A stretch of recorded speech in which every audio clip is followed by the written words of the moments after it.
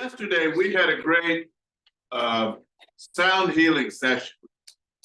And I understand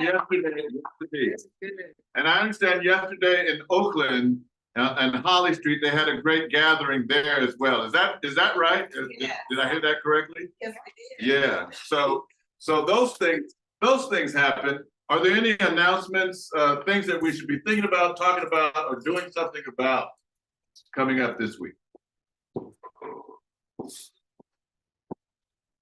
I just want to announce we're taking a spring break for Black Knowledge Matters. So this month of April, we're not going to be meeting for Black Knowledge Matters. So give you all a little breather and help us to regroup. Any announcements from Oakland?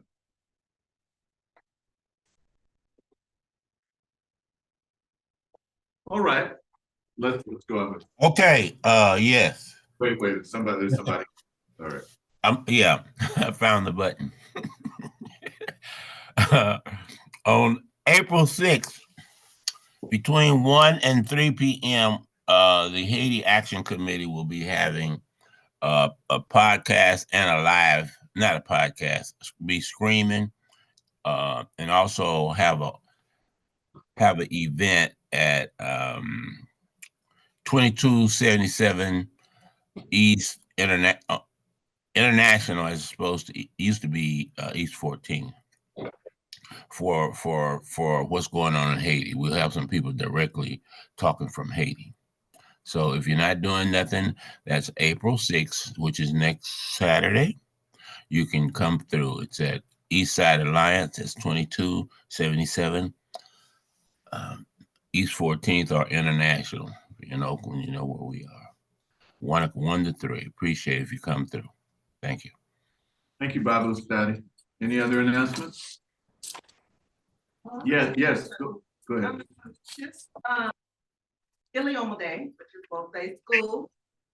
April 14th through the 20th, we'll be going on our HBCU college tour, which we will go to Howard, Hampton, Norfolk, get the other college. And we got a personal invite. We will be touring the White House. Wow. So one of our students has a hookup with Kamala Harris. And so this will be our first year going inside of the White House. This will be out. They let you in this time. So going in this time. So just keep us in prayer. Will be about 42 of us traveling. And so That's beautiful. Thank you for letting us know that. That's great. That's great. Any other announcements? All right. Thank you. Thank you, Mr. President. Now we will have applications, which will be led by you.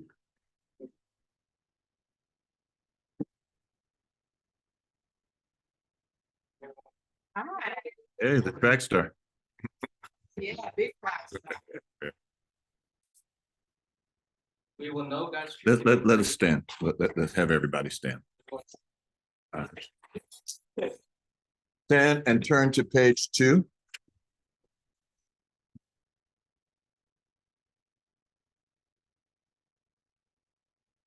Okay.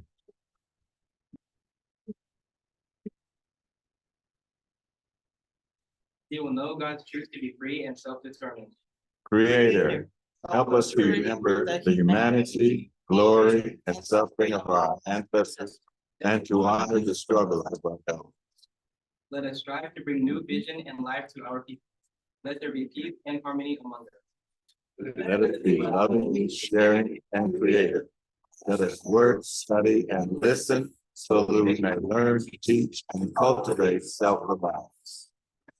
Lord, Holy One, as we struggle to resurrect our hearts and our homes. We will raise our children according to the needs of our nation with discipline, patience, devotion, and courage. We will strive to be the living models of the new direction of our people. We are an African people. We are the children of God.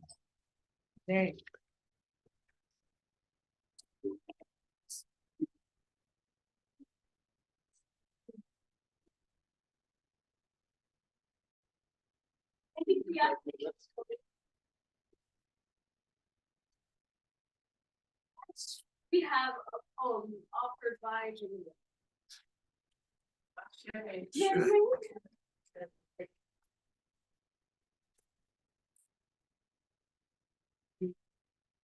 Good morning. Good morning, Julia.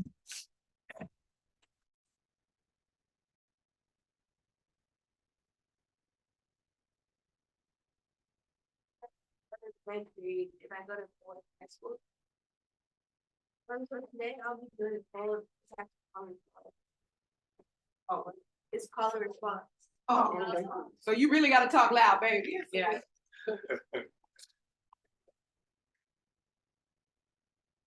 We are an African people. We are an African people. Thank you for Lord, Glory and suffering of our ancestors and the struggles of our elders. We will strive to new value to new life to our people. We will have peace and harmony among us. We will be loving, sharing, and creative. We will work, study, and listen, so we may learn. Learn so we may teach. We will cultivate. Self-reliance. We will struggle. To resurrect. And unify. Our homeland. We will raise. Many children. For our nation. We will have discipline. Patience. Devotion. and courage. We will live as models. New direction for the people. We will be free and self-determined. Because we are an African people. And we will.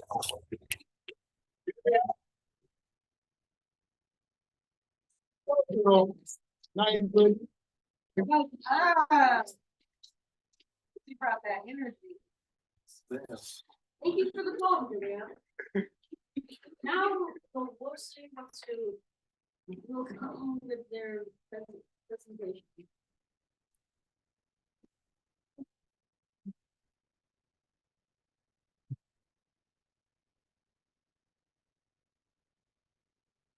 Hey, everybody say able to speak. Go ahead, yeah. Well, I mean, this is, go ahead. This is.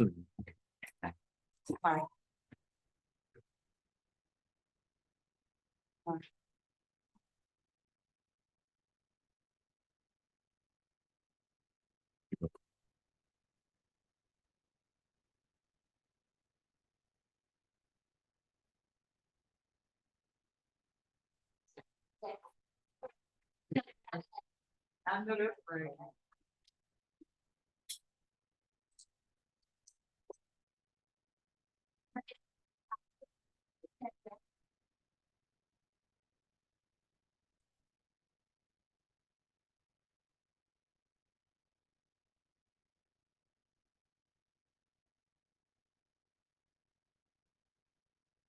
Yeah.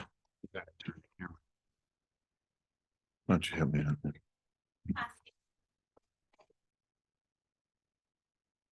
There you go. Thanks. Hey, would you take them? Would you take them? Yeah.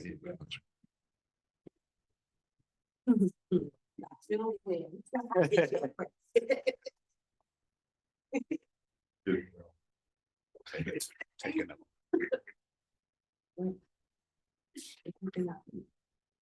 Ready?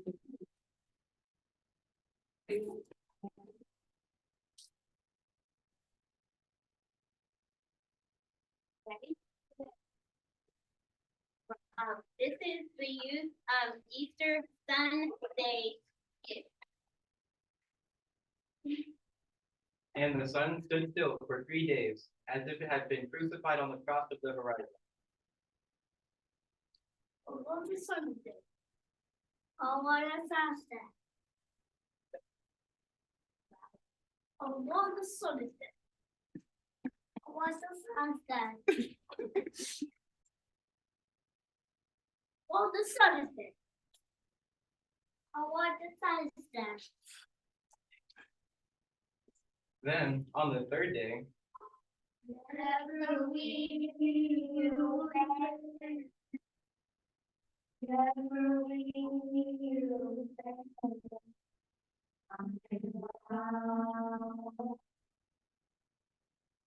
never we never we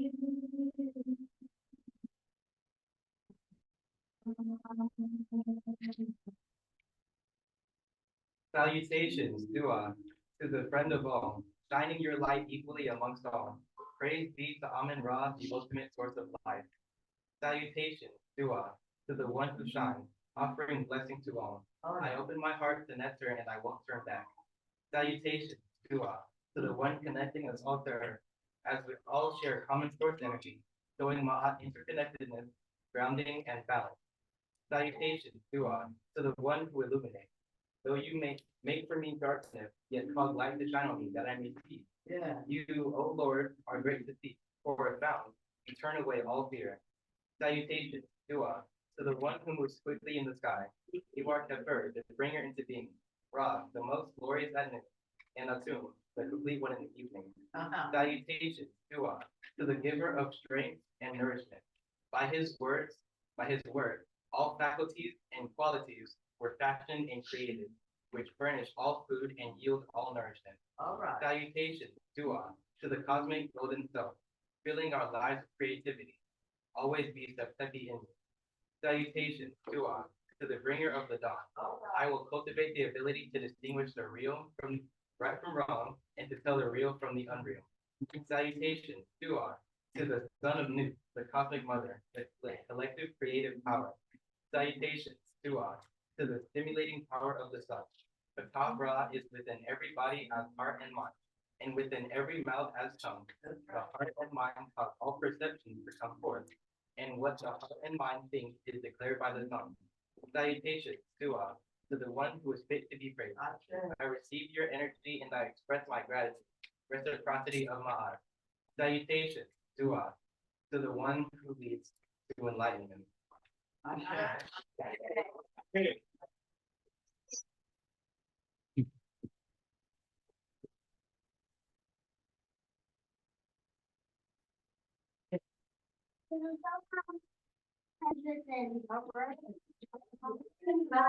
Holy One, thank you for the rise. Thank you for the day of love. Oh, Holy One, thank you for the rise. Thank you for the day of love. Oh, Holy One. I'd like to thank you. Here's our cap.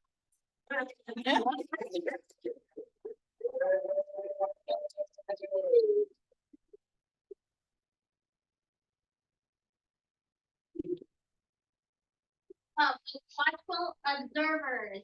The mutual consent.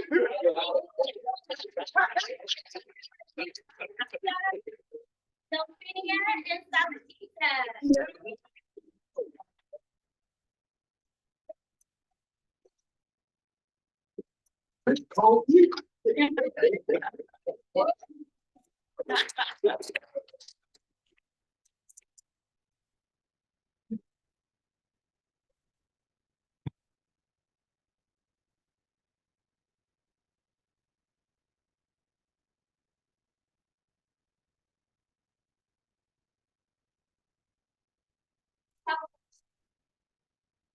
Bye, Lola.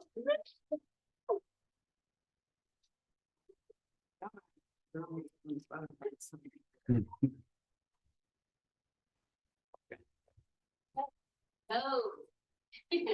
On.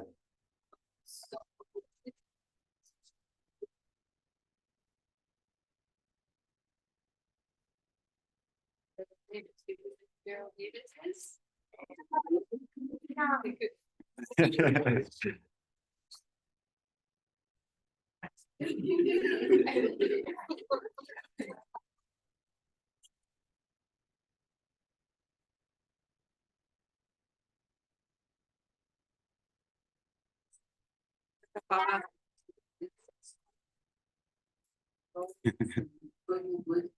Would accept to one debate. This is a Chicago-born musician. He was born in 1958, first art. Rock and roll, boogie wood, he is said to be one of the greats of in the various other styles. He's also a vocalist, guitarist, composer, and author of the book Clandestine Relationships. We'll get to that. The reason I wanted to talk about Davis wasn't because of everything I just mentioned, although it is really the dream of seeing acting and being incredible actors in sport. But I chose him partially because mom had me heard of him. But mostly because he's played in over 200 movies of the $3 and he's a resigning. Wow. Can you hate me when you don't even know? I mean, This one's invited Father Kelly, the at the time Imperial Wizard, to an interview. Turns out, many of the meetings with Kelly, though, and boils his success down to respect. They didn't agree with each other, but had enough respect for one another to they became friends, and Kelly eventually left. While Kelly was there, and probably after, Dibs would attend fan rallies to learn about Jib's perspective. This man, a straight out of fairy tale. Preferable reality where listening and learning even mutual respect actually works. Going to fan rallies was basic. When he displayed that he understood the organization, that gave a larger grounds for a conversation rather than argument. He would politely challenge KKK ideology and let the truth reveal itself. While a lot of people, mostly Black people, disagree with his approach, his work is still doing something. It still helps. A little less ignorance in race discussion makes minorities that much safer. Davis is alive! For performances and lectures, so it has no upcoming events on 42's website. While he would rather be playing music with his band, Davis knows his work is important. But none of my books answers the question as to why someone would hate me. They all talk about, yes, they do hate you, but why?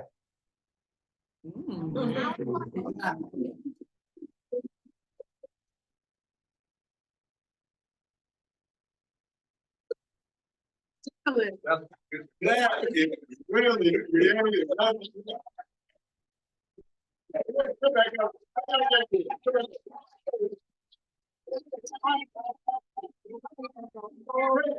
Wow.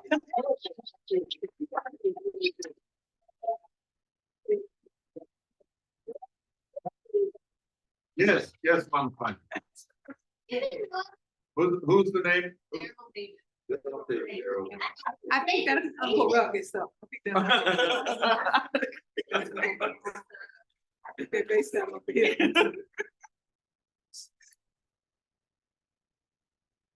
Thank you, Lola, for the historical tribute. Now we will have some music by Minister Davis. Minister.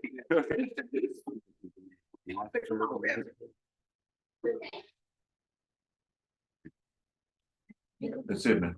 Thank you. Hey, you know what? Obviously, we're glad when we see young people come to Wolf State Community.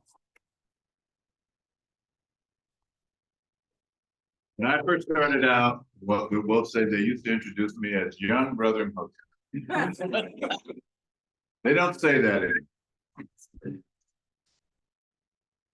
And those people, some of those people that we poured libation for, they were there at the beginning, and now they're gone. And so that's the continuum.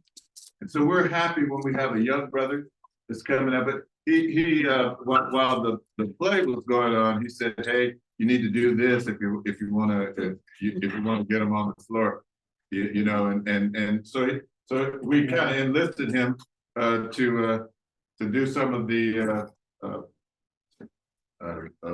videotape, and now he's setting up. But I really like his music. He's very positive. You know, he's a family man. You know, you see him in pictures. He's taking care of his kids, his daughters, and stuff. So I asked him to come, and we're very fortunate to have him come. And he's still. Oh. Give it. All right. I'm getting everybody. My phone filled up. I have to use everybody else. Okay. I'm just elated. People used to teach my father using that word. You know, he went back to DC and he said, "I'm elated," and the people in DC were clowning. But I'm elated to see all of you today. I mean, each and every one of you today. And as our brother is coming to get, and then we got a fantastic guest speaker today. And she came up in Wose, and she always introduces herself as a child of Wose. She literally is, and we have a video proof. Are you ready? Okay, he's ready. Let me stop talking. Mr. Lewis. How's everybody doing? How y'all doing? Good. Again, I am Mr. Lewis, and I am rebuilding the culture, and I'm just doing my part to continue to put a lot of empowerment, you know, into the community, raising my children, you know, growing food, learning skills so that we can be self-sufficient, you know, just learning as much as I can about my history. And just like I said, just putting a lot of empowerment into the universe, you know. This song right here that I'm gonna do is called Sankofa. For those of you who know what Sankofa is, you already know. For those who don't, it's just about going back into the past and getting your knowledge and bringing it forward to what we are in right now. This song was actually written by my mentor. Her name is Sandy. You know, she does poems. And then I just took the poem and I rewrote it. And we have a whole project together that we're going to be dropping soon, May 4th. So check this out.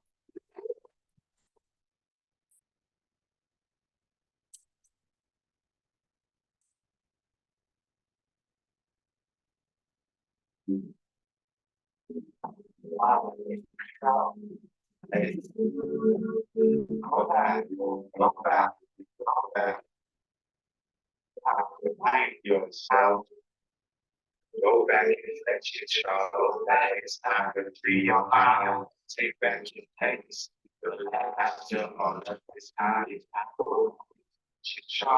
it's time to free your mind. Take back your legacy. I've been here the whole time. Same Sankofa is the way. I make my righteous place. Before the Euros came in and made it African space.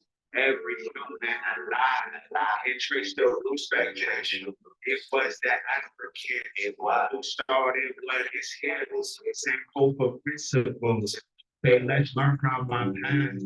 A word that came from Ghana that helps our people last. Learn from the people.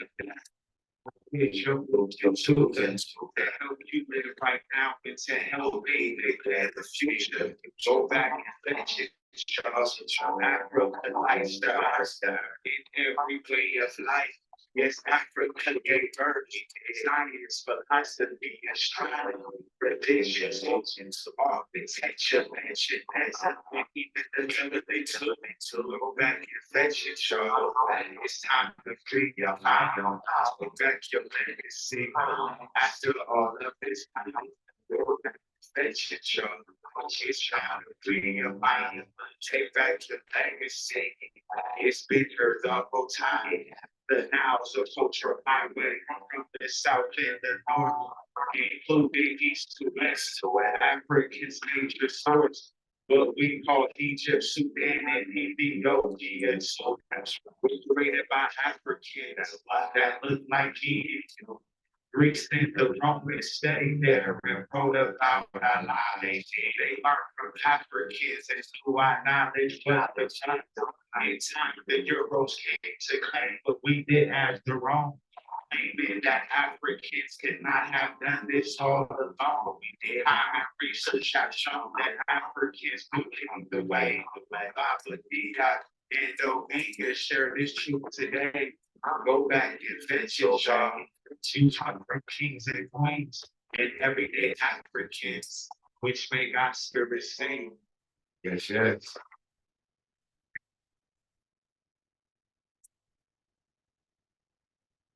Thank you, thank you, thank you.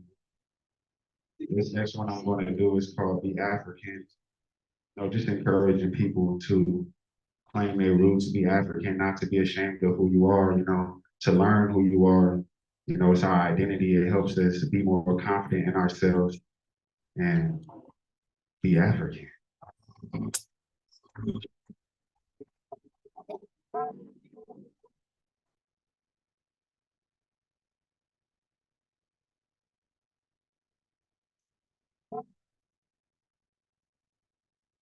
You've been living in America and other parts of the globe, discovering unknown places. Many stories have been told. They get offended by the truth, don't they? But their lives are not old. They want to claim they're not African, but we already know. So conditioned to hate ourselves, and I see how we blame ourselves. Don't forget we didn't hate ourselves. How the stuff we didn't change ourselves. We can see the oppression daily. So what's created to affect the babies? White lies while my brothers hate me. You forgot who you are, that's crazy.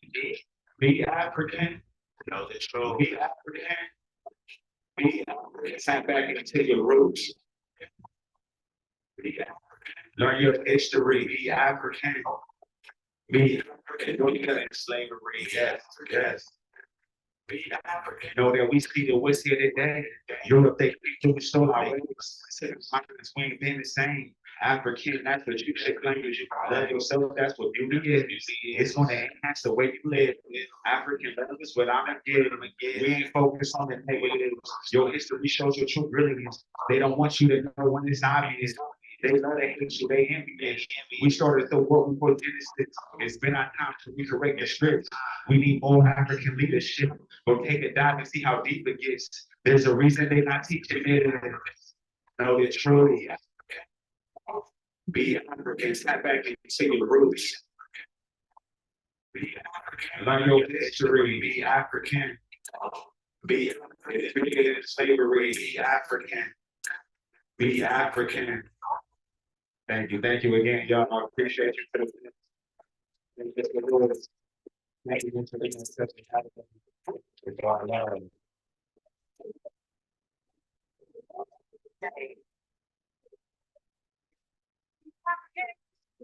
yes, yes.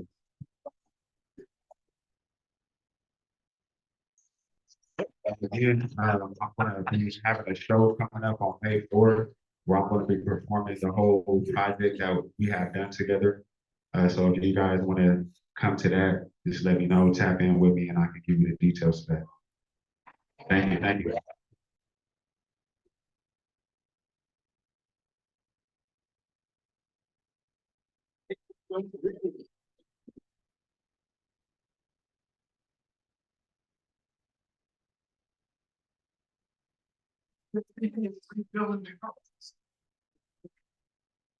I hope you.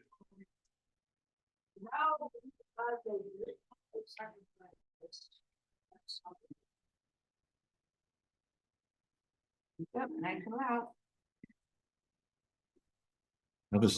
Have a stand up, Sabi.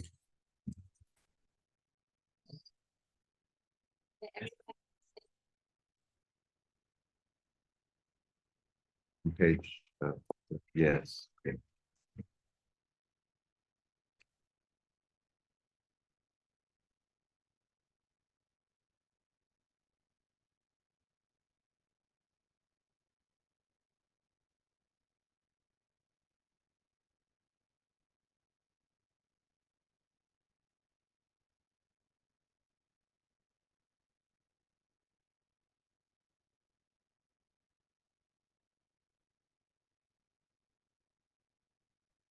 Save us, O Holy One, by their name. Vindicate us by your might. Hear my prayer, divine protector. Listen to the words of my mouth. You made the Holy One, for the gifts have been given to us. We go to the salvation and call upon Christ. We look to the Lord our Creator in the presence of all our people. Gladly we bring our sacrifices to you.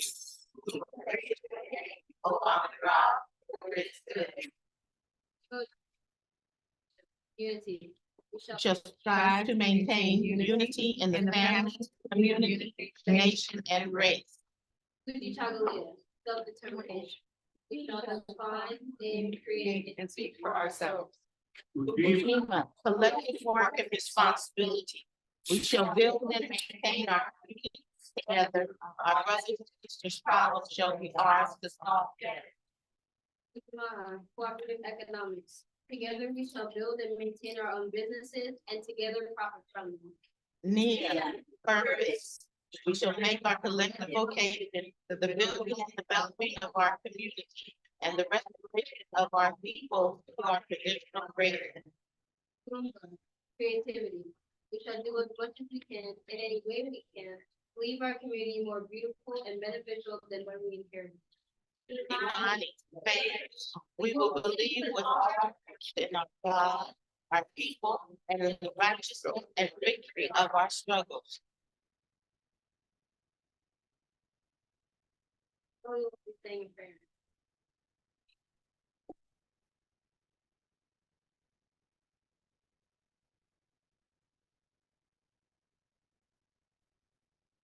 Go ahead, Sam.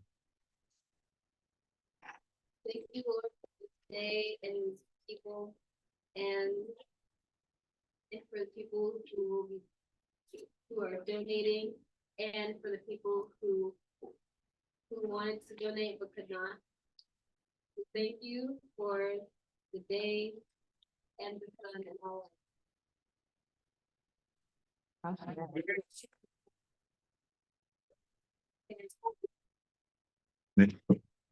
Tell them they could take their seats. Good job.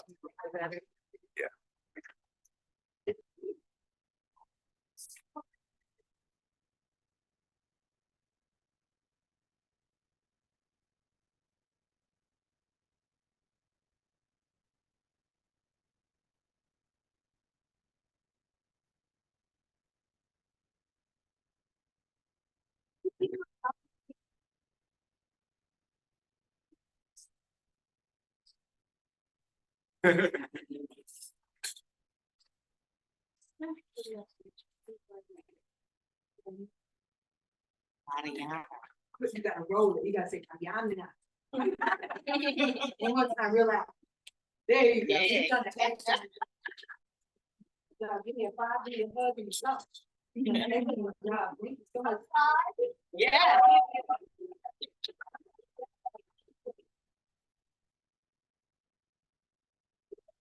You know, we're going to the Afro Tech future, so we gotta push some buttons. I am so happy to be here. Like I said, I brag about being a child of Will State. I brag about it so much it makes my teeth white. Every time I say I'm a child of Will State. To make sure something is twinkling when I say it. Because I'm proud of that. There's not a lot of people who are 44-year-old and that can say they came up in the sacred African way. That's right. In Sacramento, California. That's right. I started coming at 10 years old, 9 going on 10 years old. And my mom had me in Wose. So I want to thank all of the children because you did an amazing job in your presentation. It reminded me when I was nervous, and that was my first beginning to public speaking, and now I'm a public speaker and I travel all over the place. All right. So I want you to know, young journalists, right? Young narrator, young storytellers, right? You possess a power right now that you're cultivating. Yeah. And these people that are here clapping for you, encouraging, we love you when you're fine and you're cute, but we also know you got gifts inside. That's right. So when you come up here and say the powerful words that you say, even if they don't hit you all the way, they hit me now at 44. I'm so grateful I'm a child of say. So we are very grateful to have you here. You've been very attentive. You've been listening and paying attention. And I'm gonna move on to some of the elders real quick, and then we're gonna get this party started. Y'all with it? Are we ready?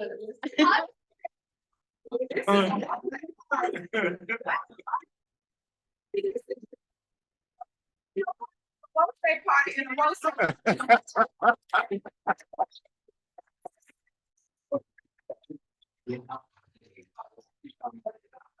now I'm gonna go over there down on the bottom.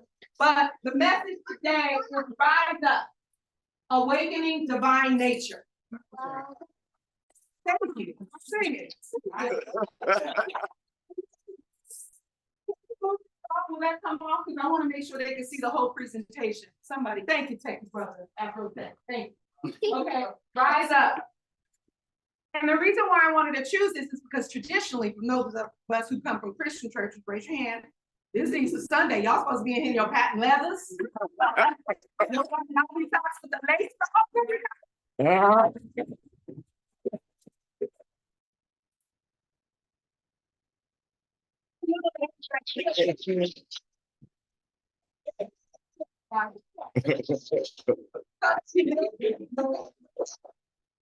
Tradition that we come from has always been reflective of African culture. You gotta come to a place like Bose to get that real, to get that good, to see where the remix came from. You feel me? Because it's a whole lot of remixes, but it ain't like the original. These youngsters out here, this is Pico Sunday, but a lot of these youngsters don't know it's a remix sometimes because they never heard the original. So I'm gonna slide to this side of the room. That's right. Okay, all my OGs is over here. And I've been running my mouth with this something I'm supposed to do before I continue speaking. And this is a tradition that's kind of faded away because everybody like getting on the mic. I love getting on the mic, but I got to make sure to not only give praise to the youth, I got to give praise to the roots. And some of you elders remember me at 9 and 10 years old. You've seen me go through the growth and development as a result of being a child of Bose. So those of you who are new to it, I want you to understand these are generations that you're seeing. You're seeing a later in life iteration of what you just witnessed over there. Speaking something like the 7 principles. That's deep. And you were there. And I want to ask for your permission to continue to speak and that you will trust that the earnest, sincere information that I'm downloading right now is only to lift you up in the legacy that we carry through. I'll say. Thank you. So we poured the libation already, but is a little water, something left? Might be, yeah. I'm having a little something left. Okay, there's a couple of drops. Now, when it comes to libation, y'all got to put a little more stake on to do what you was doing. When we are giving thanks to the youth, we have excitement. Yeah. When we are giving thanks to the elders, we show excitement. And we go buck wild for the ancestors. Yeah. So when you call on the name of this ancestor right now, pull them to the front of your head. I don't care if it's one of them or 15 of them. Pull them to the front of your head, pull them to the front of your heart. And when you say their name, make the roof reverberate. Because we don't play when we're honoring someone. We do it with everything or nothing at all. Yeah. Okay? So we're going to remix and we're going to make this louder, prouder, and make sure the ancestors know that they are welcome to come to this party with us. On the count of 3, say the name. 1, 2, 3. Come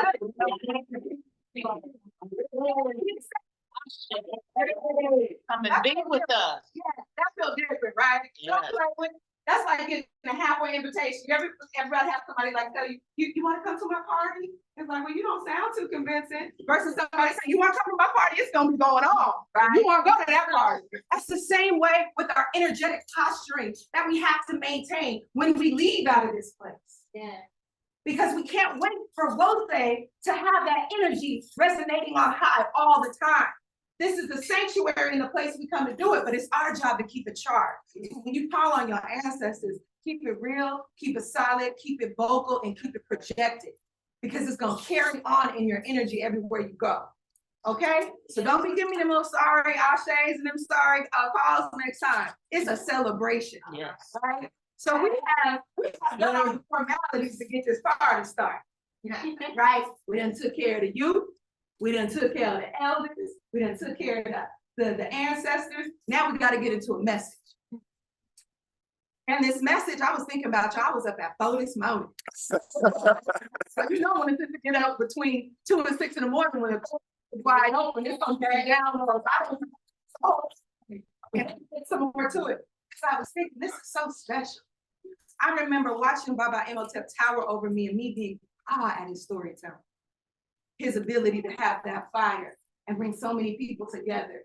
And so to be asked to come and speak and share based off of being a child of Wose and really trying my best to even when I get off the pathway to get back on it, to remember I'm a child of God, it lets me know I'm in the right place. Because Wose still feels good when I come. Yeah. And it's our job to make sure to do more and include more of the youth so that this legacy will go on and will continue to rise up. So my message today is rise up, awakening divine nature. And I remember when I was younger, I would hear the word netter and netter, but I didn't understand the real from the unreal. And I knew that was one of our principles, thou shalt know the real from the unreal. But I was like, well, were the netters alive? It's, you know, just kind of like the Jesus thing, but did it exist? Did it not exist? There's so many questions. And I was around the information, but I wanted to make sure to dive into it today for young people who might be having those questions as well, and just for folks that need a good reminder of how powerful the netters are and how nature and netter is the same darn thing, right? We get a little confused when it comes to understanding nature because there's a lot of unnatural things and superficial things being pressed on us on a daily basis. It's really hard to know the real from the unreal. You don't even know if organic food is organic. No, All right. Yeah. To know the real from the unreal, we gotta break it down to the basic laws of nature. And the ancestors were really, really good at making sure to encode all this stuff in everything that we have, y'all. We get disconnected because we don't study it like we're doing now, and we don't make it exciting like I'm doing it right now. Sometimes in the scholarly world, they be a little dry. Yeah. Right? And I'm starting to work with some of the OGs abroad, and we're getting that balance of some of that useful energy. Like, how do I take this theory and put it into practice? Because it's not enough to romanticize all this great information if we don't know why they wrote all that stuff on the walls and how that's supposed to help me with my coworker tomorrow who's driving me crazy, or my family issues that I've had, or a good friend dealing with addiction or abuse, right? Yeah, yeah. So of the 400 years that we chant about and we're angry about, but at some point we got to get to the healing. Yeah. So to do that, we have to strip away the noise of the unreal that's out there and the artificial that's out there, keeping us distracted constantly. Yeah. And the way we do that is we strip it down to nature, to netter, to neteru, or netter, right? There's so many different iterations of it. When I was younger, I was trying to figure it out. So we're gonna strip it down to the laws of nature, which is 3 things. Number 1, nature is abundant. Yeah.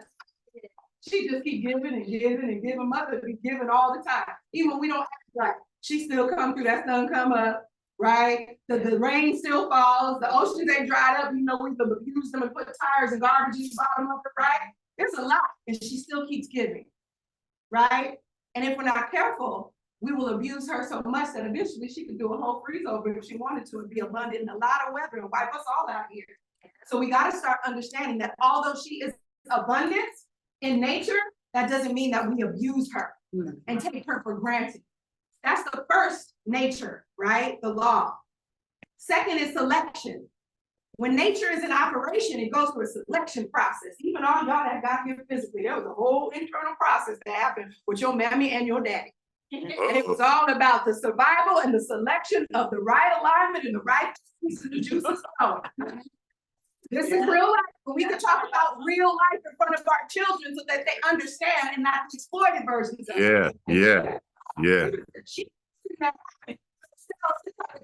you to be here right now. That's right. Some microscopic stuff that we would never see with our bare eyes. But it was an alignment of a perfect selection of two things that came together, that sperm and that egg, that said, poof, a soul is ready to enter. Right? That's selection. So you're the best in this room. Y'all-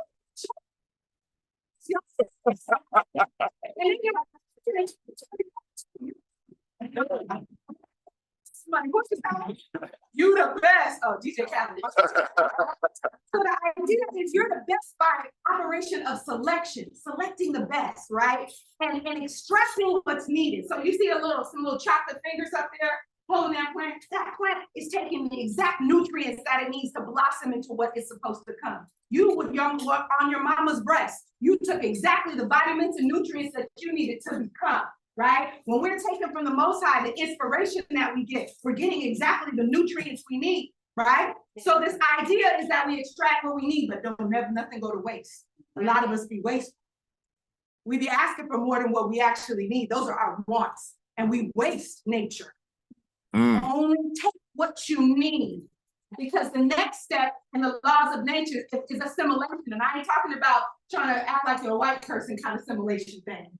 I'm talking about the scientific breakdown of it. When it comes to the law of nature, it incorporates, it comes together, it transforms, and it produces more, right? So the combination of the sun, the soil, the water, the seed, they had to come together and go through a transformation and bind and become one to blossom something else that grew out of that nature, right? Yeah. A lot of the time, when we're going through a assimilation process, we don't get to incorporate all the nutrients because we go through trauma.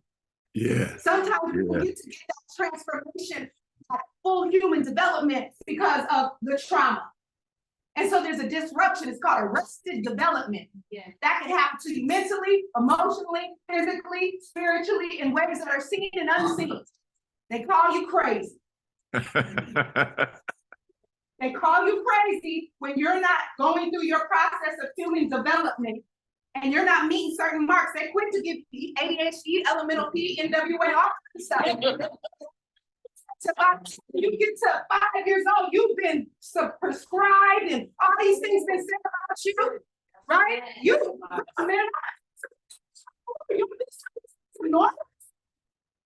get to go through that incorporation process. They were excluding me from education. Yeah. I can get to go through a transformation. I have rites of passage. I was lucky I have them from child. Right? I didn't get to produce anything because I was in survival mode. Multiply and even produce anything. Do you know any Africans in that situation right now? Might be you feeling that way sometimes. Raise your hand. Yeah. Do you feel like your development is often interrupted because of the world that you live in? Yeah. All right. So we have to strip it down to who you are in your basic nature. And this is not just you, this is life. Everything that is alive goes through this process. And right now, what we're doing is we're synthesizing. I was talking to Baba Kaba Kabane the other day. It's my new big mentor, right? New big uncle. And I've got to, I gotta be surrounded with these elders because I gotta get all I can before they transition to the other place, right? He was telling me how synthesizing is real important to African people, right? I got the kids wide open paying attention. There's some synthesizing going on. We are taking my neurons and your neurons and we're going through intricate processes. There's little things floating around in here light up right now based off of the energy that I'm giving you, the energy you're giving back, the information I'm giving you, the information you're giving back. Even though I'm getting grunts and oohs and ahs and hays and amen and a woman, I know what that means as an African. You are feeling the energy. This is reciprocity right now. That's nature. That's nature in the social world. So my first example was to use the nature and the green in the vegetation world, but our nature in people is giving and reciprocal. Yeah. That's part of our nature.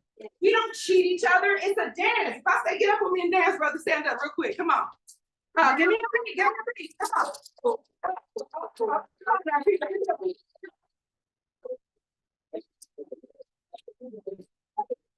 on.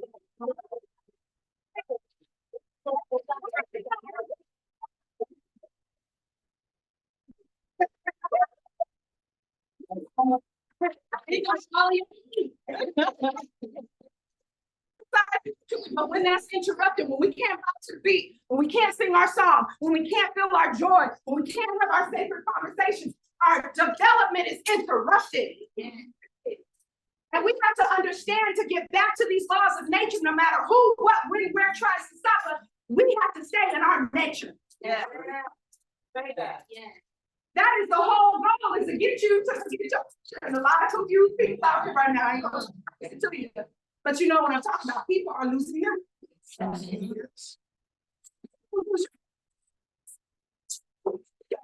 lost right along with it. Right?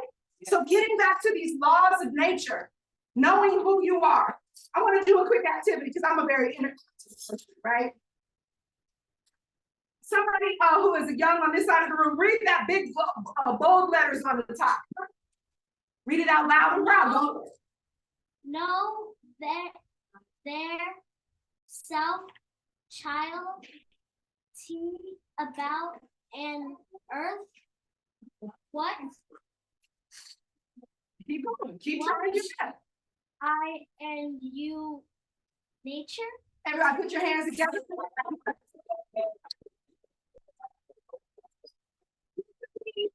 You could be senior, you're an elder to this young person. I'm an elder to you. Could you read that out loud with some gentle, warm corrections here to show this young person? Because they got most of it.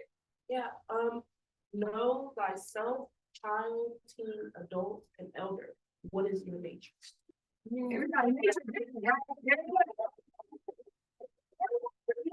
different according to the stage of life they in, right? Yeah. Young people, y'all got stressed, don't y'all? Young people, y'all stressed out sometimes? Yeah. I think we'll get into it. It's socially stressful. Yeah. Okay? Teenager, y'all be going through it sometime? Different phases of life, right? What's name off one phase of life that comes with being an 18-year-old, 19-year-old, 20-year-old that's stressed? Talk to me, get it off the chest. Why are you looking back? Economics, you really saying money, right? Yeah. Anybody else, young adults? Y'all look kind of young over there. Y'all be worried about that paper sometimes? It's okay, get it off your chest. Get some face back. Okay? Right? Middle-aged folks. I'm not gonna point nobody out. You say you lived a little, but not too much. Shout out the things that you're stressed about on the count of three, and I know y'all got a list. So come on, 1, 2, 3. So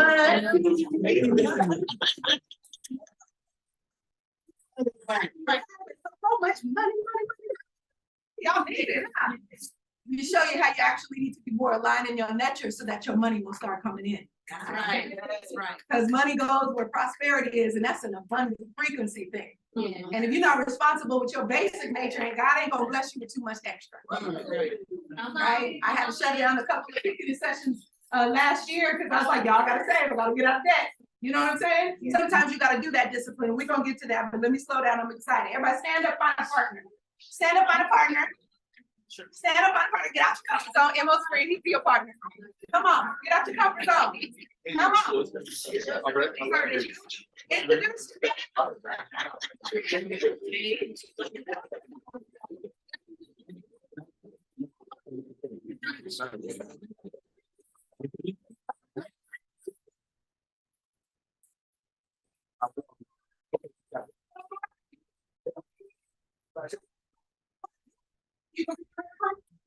There we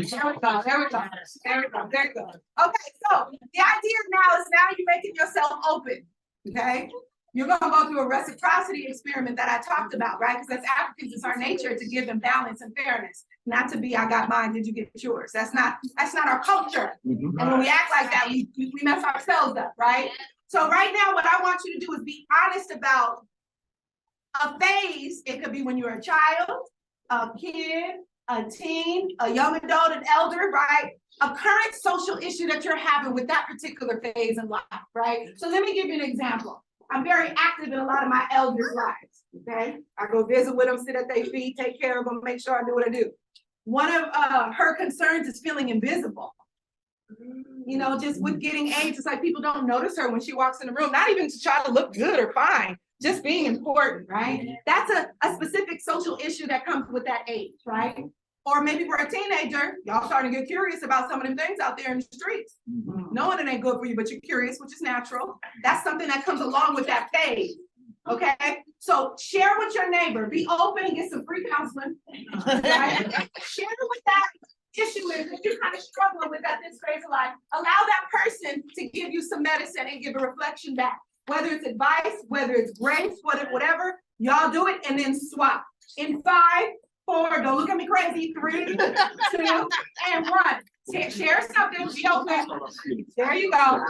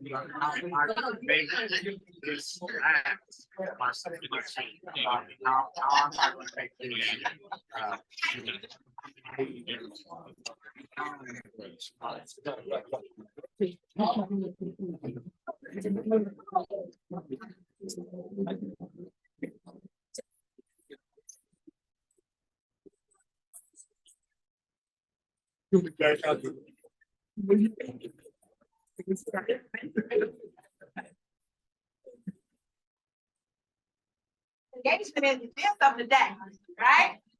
So I only gave you about 5 minutes. Did anybody get a little something off their chest, even if it was just to be able to share with somebody? 1, 2, 3, 4, 5. Yeah, but I see elbows. Oh, okay. 5 minutes of operating in your nature as a concerned, available African. That's all you did. You ain't even got to send them a bill or nothing. You ain't no check, no money was being exchanged. We don't have to wait to come to church to do that. Yes. Right? And the idea is, as we are going through this process of knowing ourselves, sometimes it's important to tell your story to somebody, because they may either be going through that phase or know somebody that is, and they may have some medicine for you. And maybe they don't have some medicine for you, but they got a word of encouragement and a hug. That's still free. They ain't charging for hugs yet. They charging for hugs yet? Okay. I'm gonna get a count for that though, because I'm gonna give some hugs. I have some money there. I have that, right? So this idea is, what is your nature, knowing who you are and what you're going through. The phase of life that you were in as a child or a teen or a young adult or an elder, knowing who you are, knowing thyself is important. And if you're not sure, because it's a new phase or something different, start telling your short story to other people that may have that advice for you. It's free. You did it willingly. You didn't even roll up your lip at me. That was like, yeah. Right? It was free. Stop saying there ain't no mental health care out here. Most of the things that you need for your mental health care is in everything that is here taught to you. And we'll say you have the information. You're just not practicing it. Right. The idea is to do that when I don't have to you. Right. Not just up. I teach you African that loses your mind in 2024. It's so shit. Don't this feel good? Yeah. Keep it going. Yeah. Right? Yeah. So I want you to think to yourself, I brought some paper and some pens. I'm not sure if I have enough pens, but spread them out. I want you to do 2 things on this little postcard that we're going to pass around. Okay? Once you jot yours down, you can give it to another person. And I want you to do a deeper assessment. You did a small assessment by sharing. Pass them around. Pass them around. You did a small assessment by just being open and sharing with someone. Now I want you to get into yourself, right? I want you to be honest and do a self-assessment and write 1 habit that you have that is low vibrational that you know you need to work on, right? Nobody gonna bust you out because you bust yourself out, so you can't be too sensitive about it. Right? That's what social wellness work is. I just make sure you do the work so you can't get mad at me, okay? Right? So on one side of the card, you're gonna write down 1 habit that you have that is not a healthy habit a good habit. It could be the way you think about yourself or others. It could be the way you feel or react. You might be somebody like, I don't know, maybe you deal with jealousy. Everybody, we all got different stuff. We all got mental health issues. So it might be something emotionally that you're challenged with, mentally, spiritually, or physically, right?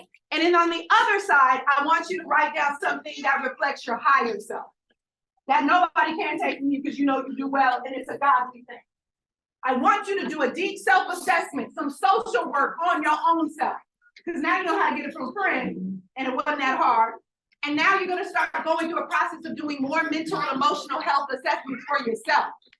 Because if you've got an issue with a bad attitude or jealousy or whatever it is that you're kind of hiding that you don't want somebody else to tell you about, like your best friend who sees it, or your kids who see it, or your spouse who sees it, you know, you're sensitive and in your feelings when somebody go butt you out. It's your opportunity to go ahead and release something on that paper.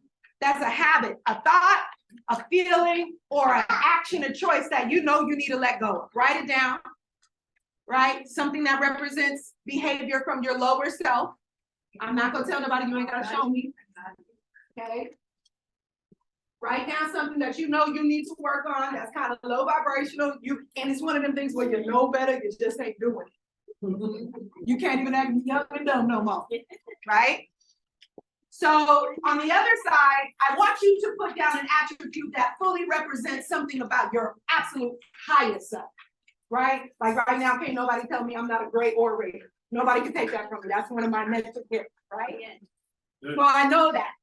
So write that thing down. It is very important because when it comes to criticizing ourselves, we'll have a whole scroll list. And then when somebody say flex on them and tell me something you're confident about, you be like, oh, no. Flex. And I'm only asking for 1 and 1, unless you're feeling fancy and you want to do more. Now, as you can finish writing that up, I want you to understand that this work we're doing should be engaging you and synthesizing you different than me just taking a linear one-way form of communication with you. You're seeing something visually, you're hearing something audio, you're writing, and you're also engaging. This is called a holistic learning experience. This is how you should be learning in your nature. I got people from multiple generations all synergistic right now. This is how education and pedagogy should feel. And I want you to memorize this feeling just like a note that you memorize and you know the right part of your favorite song.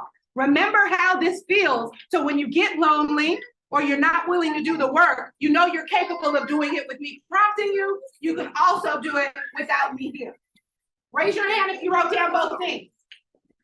You got that thing that you don't want to hear about, you don't want nobody to talk to you about it, but you know you got to work on it, okay. You got that positive thing about yourself, you like, that's my flex, okay, cool. I want you to understand that rise up, mentor. When I say that to you, I want you to say family, community, nation, and race. Rise up, mentor.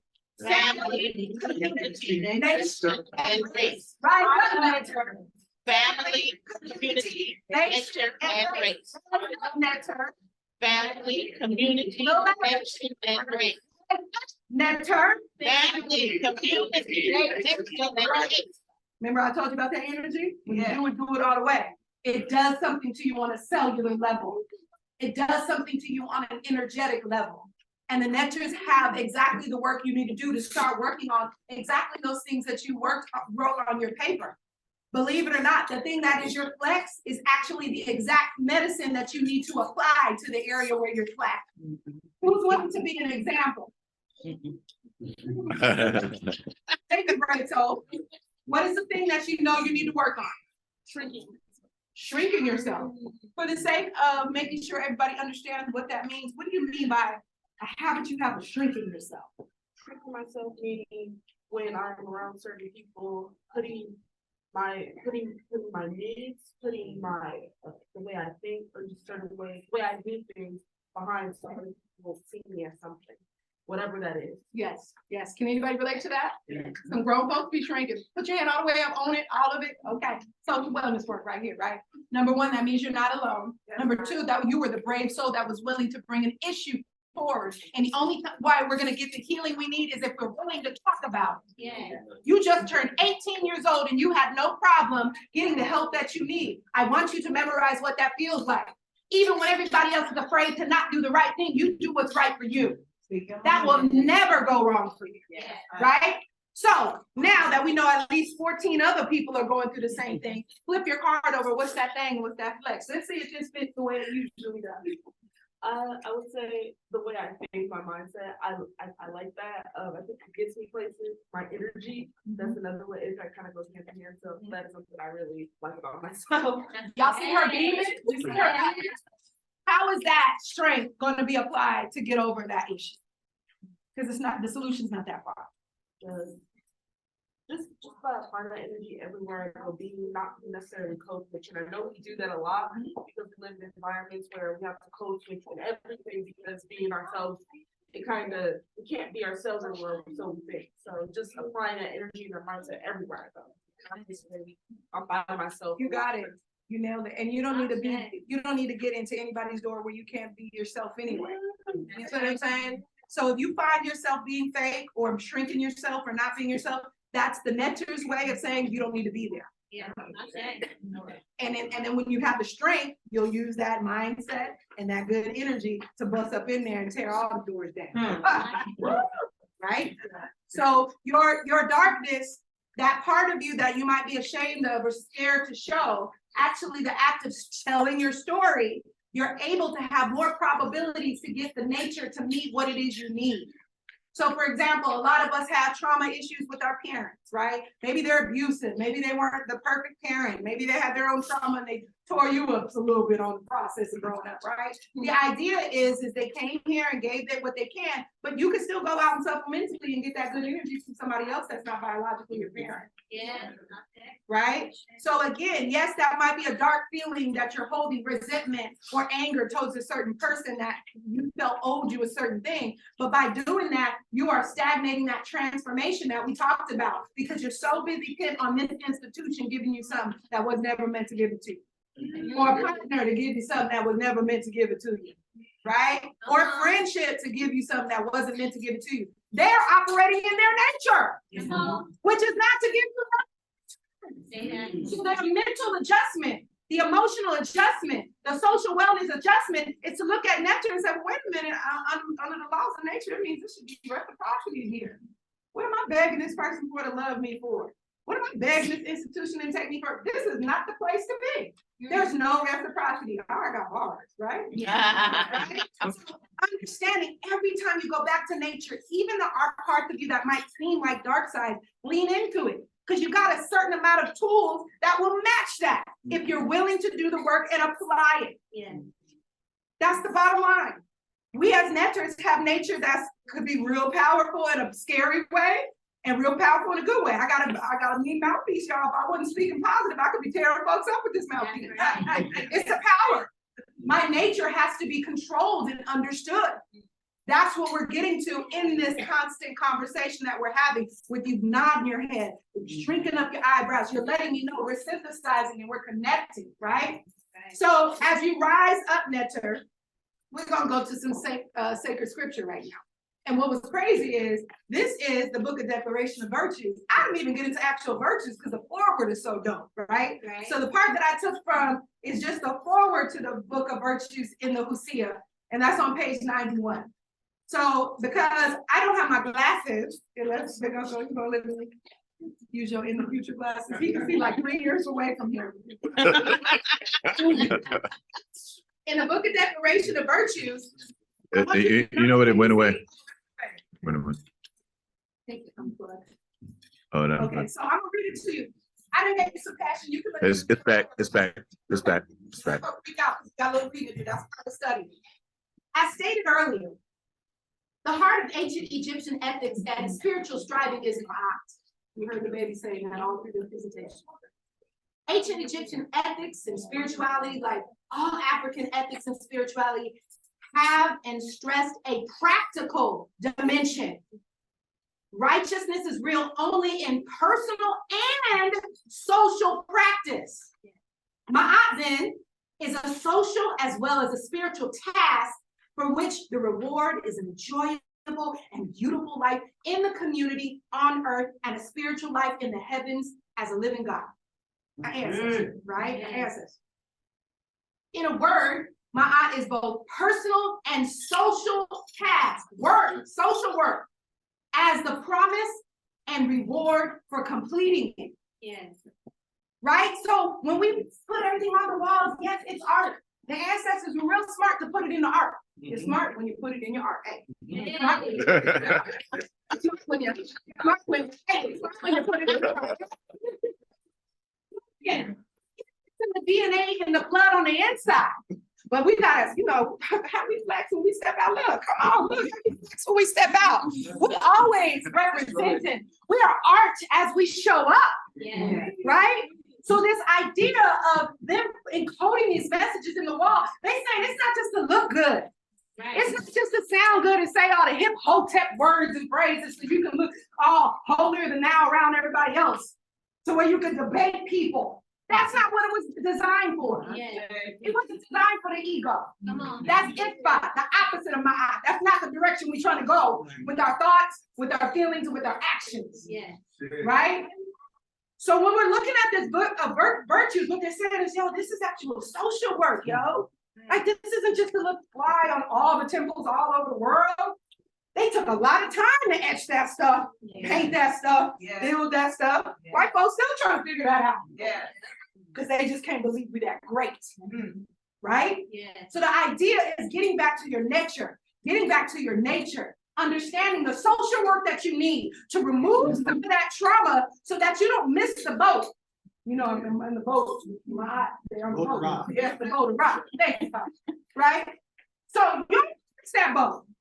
When it's time for you to leave up out this meat suit and go to the spirit realm and you gotta have that conversation, whatever it looks like, right, in your spirit, you don't want to say, I learned all the verses. I can debate with the best of them, all the Black scholars, right? I could get into, the scholars be gangbanging these days, y'all.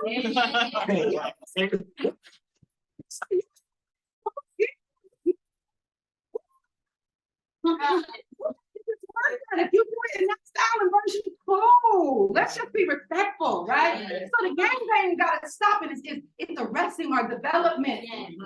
So my eye was written not just to be beautiful with her feathers, right? In her hair. Not just at the judgment scene when it's time to weigh that heart out, right? Because if your heart ain't as light as a feather, you ain't going to the upper room or realm, whatever you want to call it.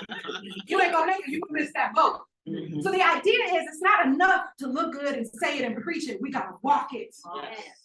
And for us, mental health and emotional hygiene work, we should be first on the list. That's why I'm a social wellness practitioner. It's a combination of dealing with the mental work, the emotional work, and the social work, because we deserve this, and you ain't gonna get this from your regular therapist. I'm just saying. We deserve this, and we need it for like 400 more years to even balance some things out. Okay. Or we can break a little even, right? So the idea is getting into this book of declaration of virtue. So let me go on because I got excited. I think I messed around and started preaching. The ancient Egyptians thus developed an ideal character type rooted and reflective of Ma'at, which the instructions urge and the declaration of virtue state as both an accomplished fact and a model to emulate. It doesn't mean you just get to post it on your wall and then you're gonna get to the upper realm. You gotta have receipts. I think that's what some people say. Receipts. Because you can come all African garbed up, but if your attitude is garbage, people will know. And then it won't matter how fly you look on the outside. If your spirit ain't right, and people could smell that a mile away. Right? People could smell it a mile away. So when we go forward and we look at this ideal type, is it Geru? It's Geru, right? Geru. Geru, okay, because it's just like Guru, that's a teacher, right? Teacher. Yes. The self-mastered, calm, silent, controlled, modest, wise, gentle, and socially active, that's my Baba epithet, right? Then the Geru Ma'at, who is truly self-mastered. That's the person that did that work that they needed to do while they was here and fetched all them things they needed to fetch, right? The first was self-mastered. The second was the kind of master of the self-master, so a teacher to the teacher, a teacher to the master. But the opposite of the self-master is the unrestrained person. That's hot mouth, hot temper. powerful, aggressive, and generally infused with isfet, the opposite of Maat. Y'all know some of that, right? Yeah. It's on the TV, it's in the music, it's next door, right? It's rampant. Yeah. Isfet is normalized and everywhere. Yeah. They look at you crazy when you try to make the right decision. Take the righteous path. Do it anyway. Do it anyway. Because what we're gonna find is all it does is lead to confusion, deceit, lying, gossiping, and things that we deny because we don't want to do the social work to admit, hey, my dark side is kind of taking over right now. Right. Probably need to get some mental health work. Probably need to get some emotional hygiene cleaning up because I'm a little funky right now. Right. Naturally so, because of the things we've been through and the things we're going through, still our responsibility. We trying to get to the upper realm. And I don't need a physical place. I need a place where we ain't got to worry about the stresses that we're dealing with and the lessons we're getting on this planet that we asked to come to, right? You signed that contract to come here. I hope you get done what you're supposed to get done. Okay, I'm almost done. When one sees then the declaration of virtues is the practice of basic values on the personal and social level, which pose as an ideal type to serve as a model of Ma'at for others to emulate. It is important to note that the personal is inseparable from the social. That righteousness and restraint are always, as in other African ethics and spirituality, achieved, tested, and tempered in relationships with others. Ma'at begins with family relations, hey family, hey cousin, right? That makes one praised by her mama, praised by her baba, right? And cherished by his or her brothers and sisters. Did you see them cherishing each other over here? Oh, yeah. Did you see the babies working together? They were doing their synthesis, right? Practice over and over. We saw the effort. We saw the work. Even if you fumbled a little bit, you didn't fall too far because you got right back on track because you didn't give up. That's right. And a lot of people on that side of the road have had to learn that a lot.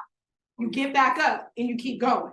Yeah. Right? And you get in your nature, not in the condition and the situation that we've been tricked to think that has to be our reality all the time. You know you're not supposed to be feeling isfat all the time. If so, that means there's work that needs to be done. One of them is on the side of your car. The other one is part of the medicine. Put them together, you will begin to do your own mental and emotional hygiene work. This is what they put in these fonts, right? So, all right, folks, young people, y'all recognize any of them deities there? No. No?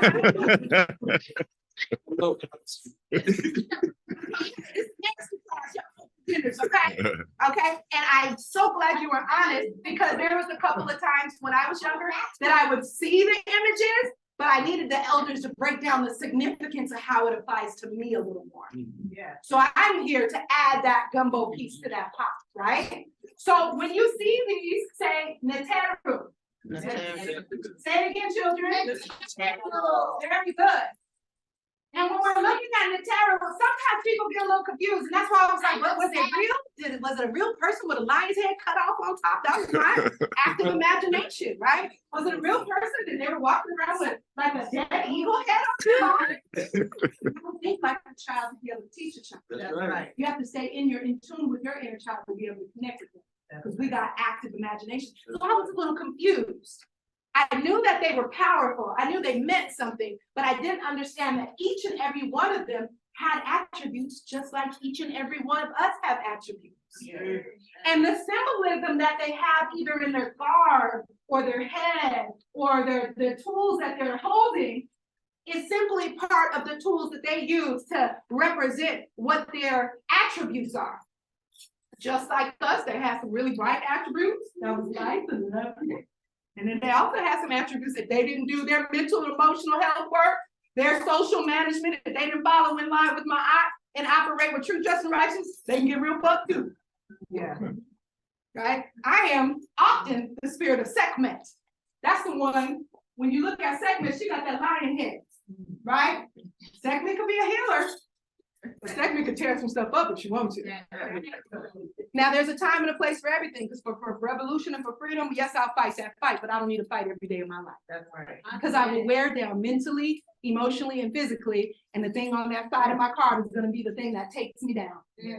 It's not an option to not understand that these were all placed in these tombs, in these temples, with lessons and stories. Because see, the Neteru, right? The ancestors was like, look, you gotta make something dramatic for Black folks to pay attention to the message. So we gotta do some really dramatic storylines here to make sure they pay attention, and they're so big and grandiose that they'll last a long time.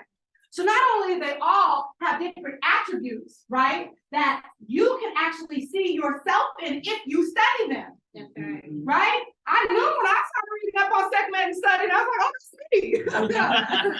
That's me. I am her, right? You want to start to understand these sacred deities and their example and their nature so they can show as a model for you. Oh, okay. What's the Djibouti, right? That's the scribe. Yeah. The way I remember that, and this is the thing I had to start doing to memorize who they are. You see that long beak? I remember that as a pen. And he is a scribe. He writes everything down. He can take a score on everything. Who's a scribe in here? Who's a writer in here? Who's a calculator in here? Who's a mathematician in here? Who's a creative with writing, right? You might want to study the attributes of Tahuti to give you guidance. And that doesn't mean there isn't overlap. Just like astrological signs, right? I was born, believe it or not, 6 houses in Leo, y'all. I'm a super Leo, I can't even help it, right? But that doesn't mean my Venus wasn't somewhere else and there can't be other influence. So the same thing with the natures here. You might find one that you really connect with and has wise counsel for you, has some stories that can serve as tools for you so you don't keep messing around and bumping your head in real life. And it might be customized, but that doesn't mean you can't study the rest of them, because you might see some little attributes that they have that you, ooh, that's kind of saying, let me figure out that storyline. Yeah. And so again, the lecturer was like, we're gonna make this dramatic, right? We're gonna make sure to tell some stories. Some really big stories. Stories that were so big and so good that other people from other lands came and stole them and remixed them and said that they claimed those stories for themselves. And then they wrote us out the storybooks, right? Right. So there's a reason why they put, because smart folks put it in the art, right? There's a reason why they put it in these huge monuments and places that were impossible. You can't do this. You know, this is us. So that means we have to pay attention to it. So what the ancestors did say, look, we know you spiritual beings having a human experience. It's rough down there on earth, y'all. I know you picked the healing planet and you're a little tired, right? But we got some things for you that we wrote about 3,000 years ago. If you just pay attention to them and bring them into your being more than the religions, you'll be all right. You waiting on the religions to save your heart and your mind and your soul, and they really don't do that. They're just vehicles to maybe help you be a decent person, but you still got to do the work. Yeah. Still got to do the work, because there's a whole lot of religious institutes with some unworked on people in there. Yeah. Oh, the Catholic is like club now. Club is like church, like club. You're back here next time. Nature's aspects, all right? They said, okay, well, what we're going to do is we're going to make sure that they're big stories, but we're going to make sure they can connect to it. And we're going to make sure that minerals involved in these stories. Plants are involved in these stories, right? Animals and human characteristics. We're going to put all of nature in these stories so you can get it one way or another. Yeah. One way or another. I'm going to find that. I'm going to get you. And the ancestors, they be watching us when we're not choosing right. And oftentimes we're dampering that voice inside that tells us, hey, let's go to the light. Yeah. We damper it, right? High, drinking, right? Promiscuity, spending. Some of y'all don't get uppity because y'all might have a different way, right? Of cloaking it. We all have a different way of avoiding the work that needs to be done, right? And so the idea is, okay, well, we're gonna give you some guiding principles and practices that talk to your subconscious mind. Stuff that you won't read and it might not unlock for 3 years later. That's why you got to keep studying it. You ever watch a good thriller movie before? You go back and you're like, I don't remember that. Can you imagine all the stuff that they have in their stories? We don't need no love and hip hop. We don't need to do your garbage TV. These dramas that were built and designed to speak to our subconsciousness has the drama in it. It has the reality of good and bad, but it teaches us how to use it to learn the lessons to navigate through it. In 2024, they were intentional about what they did. It wasn't by no accident, right? So this idea is, again, work, study, and pray. Assignments to activate divinity, right? If we don't do this, we're not activating divinity. We can come in and look as graceful, you know, everybody knows put a glossy meme on there and the filter on it everybody look like princesses and then they open their mouth and it's just garbage. Right? Everybody can make it look soft and lovely and beautiful on the outside, but the personality is just ratchet. And don't get me wrong, I'm from the hood, right? I have said ratchet things, right? I have said ratchet things, but they were spiritually accurate. As a lecturer, you can be real. You don't have to be holier than thou to where you don't want to be accountable when you're slipping and slacking on your macking and your loved ones and your fellow letters are trying to say, yo, you kind of hitting that bottle too much. Or you're not making a wise decision right here, and I love you. There's a difference between somebody trying to control you and then somebody trying to pour into you to make sure you stay on track. The netters will make sure we stay on track. How dare us not find this fascinating and study it and learn it? Start with one at a time. Do a historical tribute on it until eventually you memorize it. Because every time I did a historical tribute as a well-paid child, I remembered all of them. I went to school and did all those historical tributes at school and got all the points, right? Lastly, a disciplined way of life to experience truth, justice, righteousness, right order, harmony, and balance. Like the scripture said, it ain't that difficult. I put it in the words and the verbiage in the scriptures for you. It's here. What they say, you want to hide it, put it in a book, right? Put it in the scripture. That's African that they done told you to be scared of. Or that is voodoo, hoodoo bad. Because they want to make us think knowing how to work magic is a bad thing. Right. It's in our nature. I'm a nature. Of course I'm natural.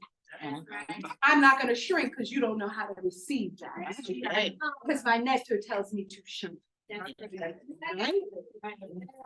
almost done. I'm doing on time now. See how that goes. Y'all be out here coming growling at 2 o'clock. Okay. I'm almost done. Take your time. Right. Yeah, all right. I appreciate that. So what the netters also said, and again, remember, the netters are the messages from the ancestors that are giving you these rich spiritual, cultural approaches. And they said, we're going to take every angle possible so you don't miss this. You ain't going to be able to say, oh, I didn't know, I didn't see it. Why? And this is one where for about 3 years, I kept asking Baba for this meaning because it broke down all the different approaches, and there's more, right?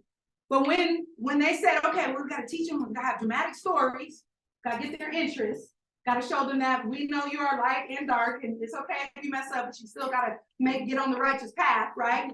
We're going to make sure that we give it to you symbolically, and a hieroglyphic a symbol. We're going to give it to you on the hieroglyphics. We're going to give you cosmologically in the stars, and we're going to make sure that we're going to build the temples in perfect alignment with your stars so you know who your grandparent is, right? You can see it that way. You can see it in the mythological forms, right? Where we're confused, like, is it real or is it unreal? It really doesn't matter. It's lessons that were put in the art for you to understand. It doesn't mean you have to be afraid of it because you think it's actually some kind of carnage or something going on. It's symbolism, right? And they're using the cosmology. Then they're also using the historical. So sometimes it was actual people that existed that were great men and women, noble people, prophets. It was all blended in together. Because as African people, there's no beginning and end. It's okay for us to be here on the physical planet doing the spiritual thing. It's okay for us to be in the spiritual realm, sprinkling down some things in the physical realm as well. Right? We can move back and forth. We are fluid with our spirituality, right?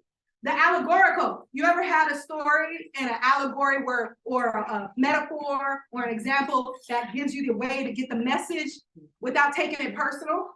When I work with people, a lot of time, that's what I do. I'll give them an example that has nothing to do with their situation. They'll get the concept, and then they can't get mad at me when I say, now apply it to your blood. Because you understood it when it was over here in this example. You can't backpedal and move on now because you got to do the work and it applies to you, right? So the idea is music, math, rituals, right? Them babies were doing a ritual today. These children are taught well.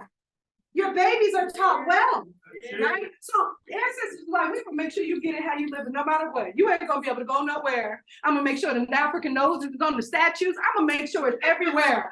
So if you try to forget when they try to come for you and make you lose your mind, you know who you are. You return to your nature, right? You rise up into your nature. Look, this is one of my favorite ones. I remember when Baba showed me this for the first time, I was like in awe.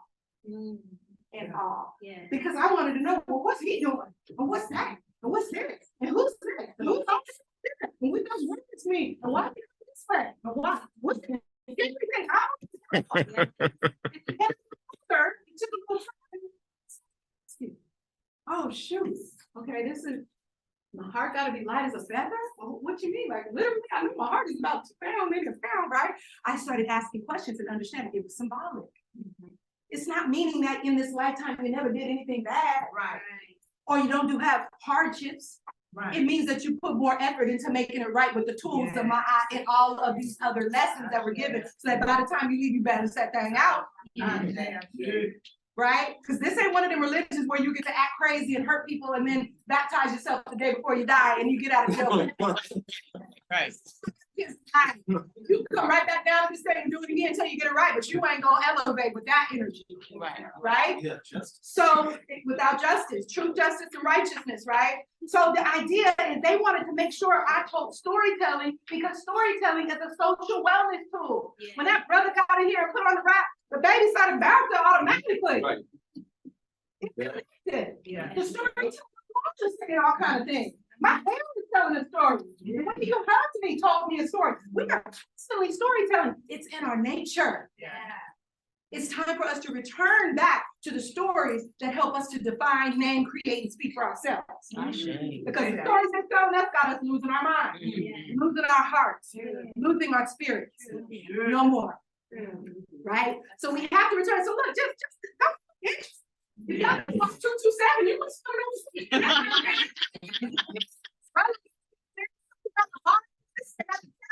this is and let's say that, we love to say we come from kings and queens, and that's true. But not everybody had to be a king or a queen. Somebody was just- Yes. Tell him. Yeah. Some people out here call themselves queen. I'll be like, not according to the way I was raised. I won't say that's not queen. Right? So be careful of using these labels and you don't even understand that all these people were valuable. We all had a role.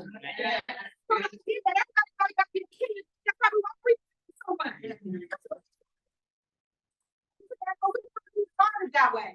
That's not true. We ain't even doing peasant work, some of us, right? So the idea is understanding these stories and starting to get involved. Get your books, call up an Imhotep. Sometimes I'll be like, okay, what did she do? Well, what happened with them? I'm on documentaries, I'm talking, I'm asking questions because I want to see how it can apply to me and the work that I do in my purpose.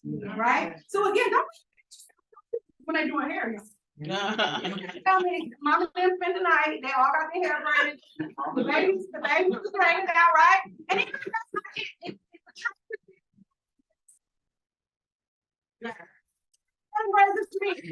It's the art, the connection. They were saying this is for you, Mariana.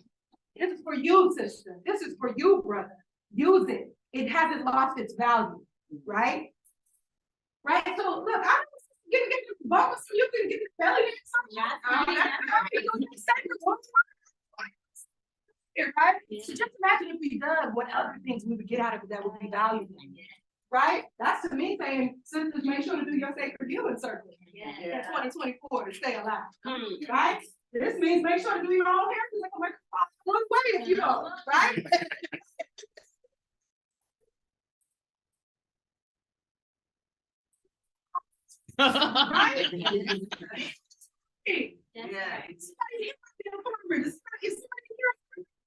Right? Oh, we in bad shape. Y'all better start growing some food. Okay, we be all right.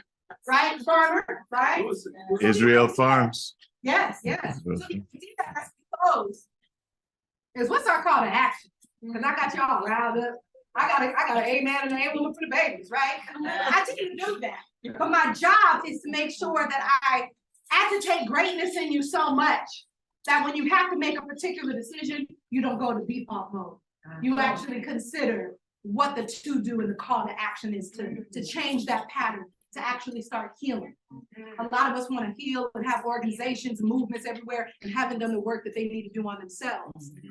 And when you do at least 50%, 75.5% of the work, you start operating from overflow, not deficit. A lot of us are doing community work in deficit. So that kind of is an oxymoron right there, right? Yeah. You gonna kill yourself for the movement? No.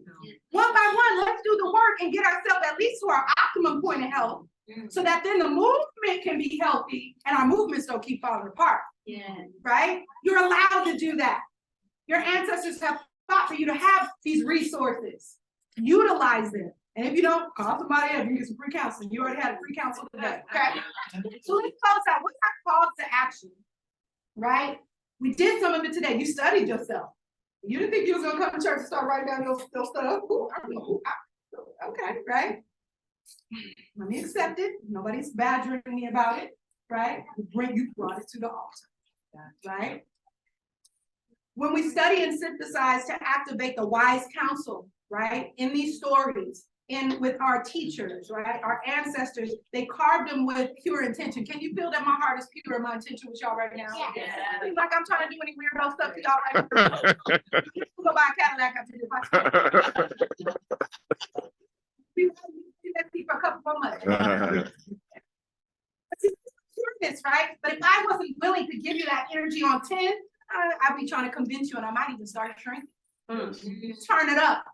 Turn your nature all the way up. Yeah. Because if you're in divine alignment and doing what you know the Most High said, you're not about, Yeah. right? Honor these life lesson tools and manage, right? To manage nature, character, choices, words, and actions.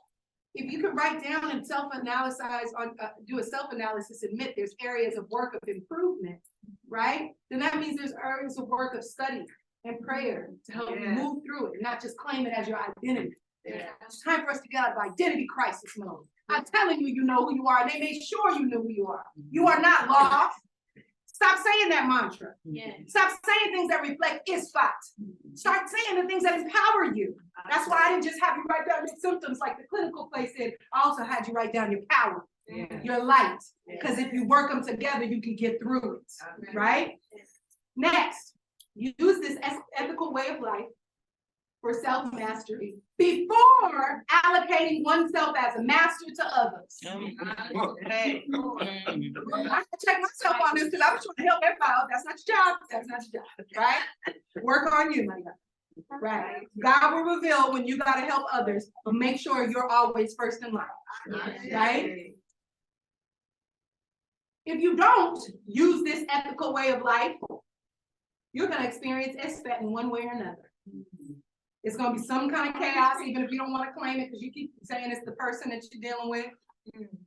It's going to be some kind of trauma because you're at the wrong place at the wrong time, or maybe haven't made good judgments with your mind, your body, your heart, your soul, right? It's going to be some kind of anxiety because you're living in the future, worried about what's going to happen next. It's going to be some kind of depression because you're holding on to the past. It's going to be some kind of confusion because you don't have right clarity in your thinking, right? It's going to leave you gossiping about things that you probably need help, but you're doing more harm. It's going to pump up your ego. It's going to pump up your selfishness. It may have you acting sexist, right? It may have you acting classist, like you're better than somebody else. It may have you bullying people verbally, mentally, emotionally, energetically. It might have you being deceitful or around deceitful people, claiming that, well, I didn't do it, but you up in it, right? Right? It might have you acting greedy. It might have you betray someone. It might have you betray yourself. It might have you suffering in one way or another, even if it doesn't happen immediately, but that karma gets you 5, 10, 15 years later, right? It may have you doing harm. It may leave you with a heavy heart. And a heavy heart don't get you elevated to the upper realm. I think it's my last slide, y'all. How do we restore ourselves to our traditional greatness? Notice the I work was first. Yes. We want to do the we work sometimes. I'm not saying we don't need to operate in community, but I am saying sometimes we get obsessed with making the community, right, more important than ourselves. We are a part of the community. So when you work on those things actively and take responsibility, you're probably not going to be getting into spats with other people because you're worried about what they ain't doing. You focus on what you have to do. And let me say we, so that I don't get superior in sounding in my tongue. We have to do the work, right? Going beyond theory and uttering romanticized phrases to impress and allow righteousness to illuminate reality. We ain't got to talk it. We can walk it like we talk it. Right? I'm gonna keep it simple. I walk it like I talk it. Right? So that if I ever do fall short, it's an easy cleanup job. And I ain't gotta be in denial and have fights in this spot with people. Yep, I dropped the ball right there. But you know me, I'm good overall. 90% of the time I'm on the right track. Give me the benefit of the doubt to fix this and make it right. Let's forgive, let's move forward, let's heal, let's restore. We're gonna need a lot of that in our homes, community, nation, our race. Right? Use this wisdom to self-check and say it and stay in alignment when veering from the righteous path. The nectar shows you that part of getting lost sometimes is a part of the journey. The point is you got to inner compass of Maat. Was you being truthful? Yes or no? No, let me go back and make it right. Was you being just? Was you being fair? Yes or no? No, let me go ahead and make that right. It's gonna be uncomfortable, but it'll be worse going down this path. Was you being righteous? Nah, that wasn't for the healthy, higher good. Let me go back and fix that. Let me have that conversation. I'll own my part and I'll fix it, right? It's okay as long as we veer ourselves back on the healthy path. 3 more to go and then y'all get to leave.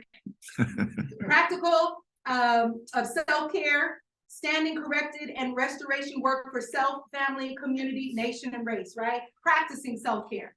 I think a lot of us think that's luxury, and that's cool, part of it, right? I get massages regularly. And I'm gonna go get my nails done tomorrow, okay? Self-care is a part of it, but self-care is not just the physical health. It's the mental, it's the emotional, and the spiritual, and that means you actually have to go somewhere where a person has the ability to help you through it. You can't always do it all alone.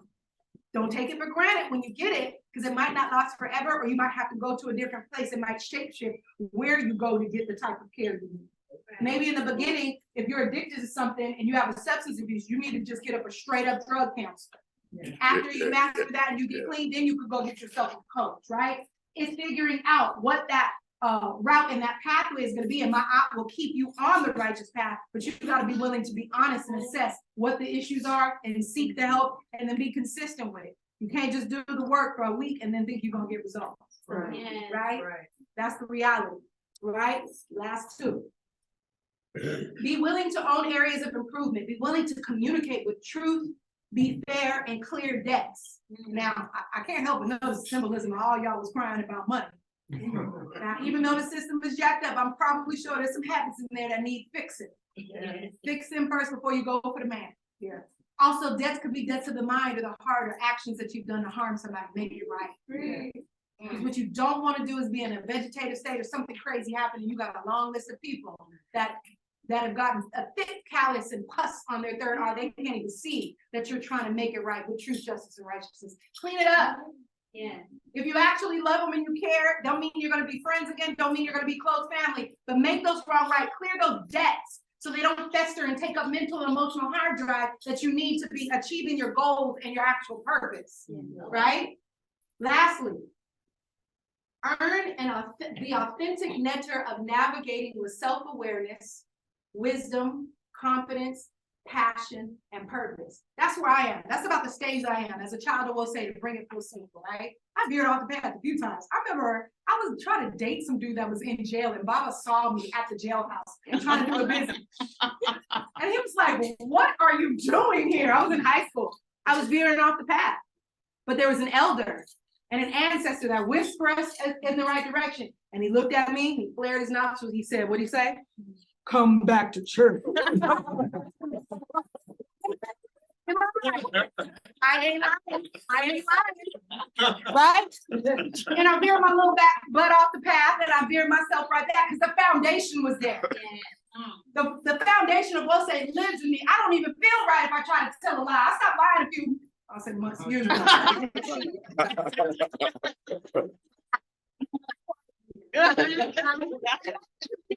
That's how you try.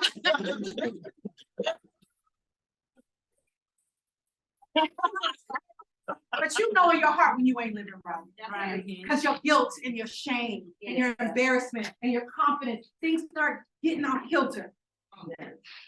The inner compass of Maat is literally a compass to help you steer back in the alignment that you need to be studying, working, and praying for those actually who put it down for you and said, I have an interest in your survival.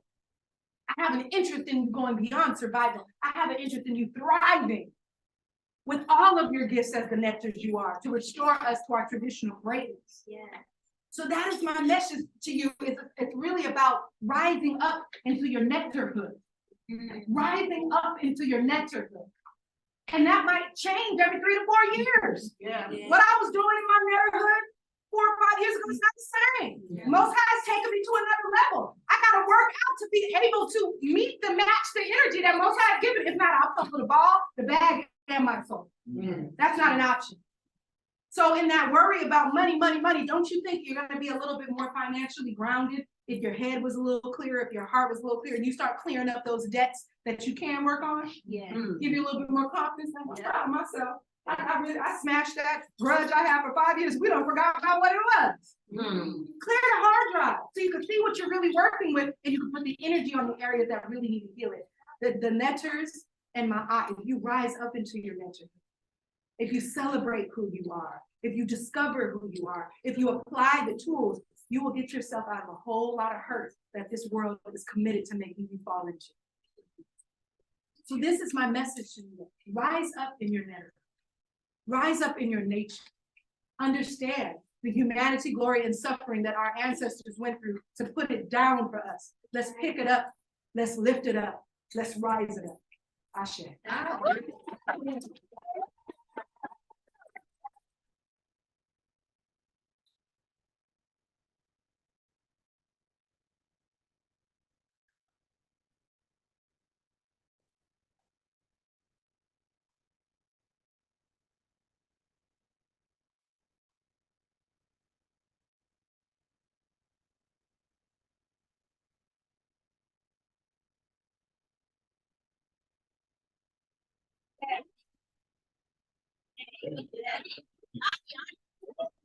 Mariana.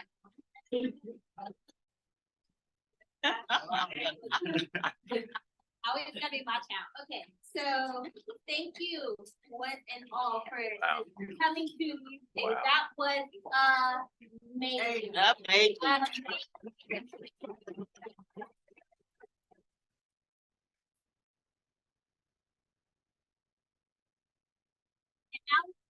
Before I start this, if all of you can come and stand over there. Assemble yourselves over there.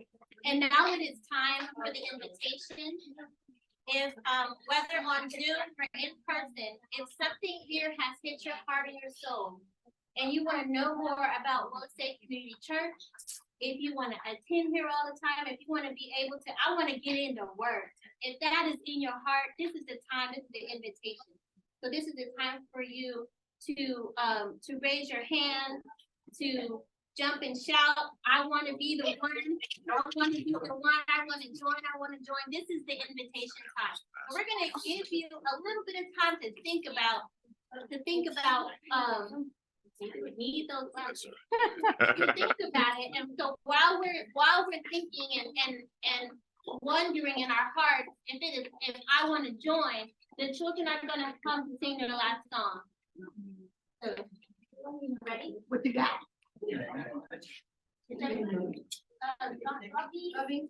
Oh, calm down. I was trying to be nice. Right on time. Ready? Yeah.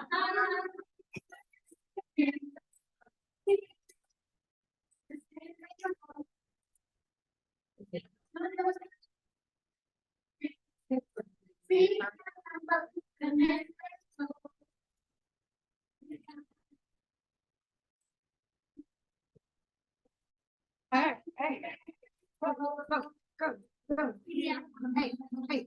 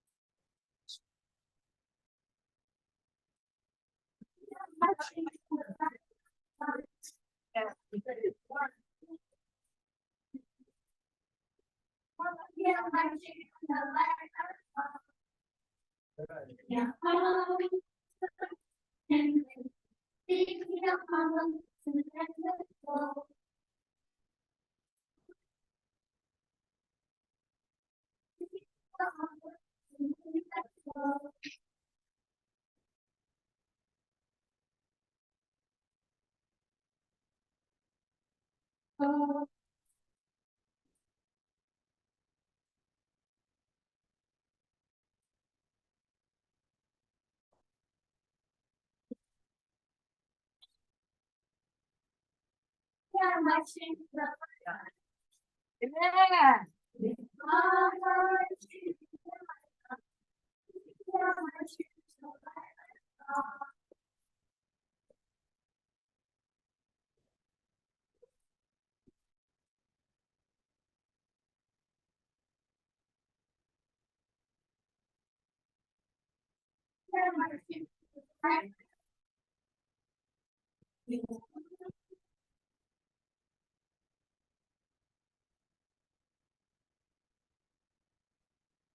you.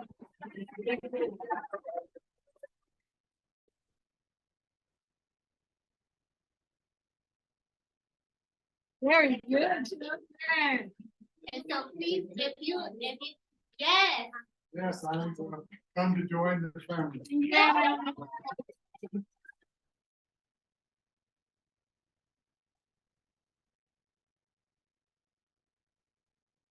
Thank you very much. Could you just say your name? Oh, Yeah, I need to Gary go out to the Cummings, choir I'm and the get. father of Michelle. Oh.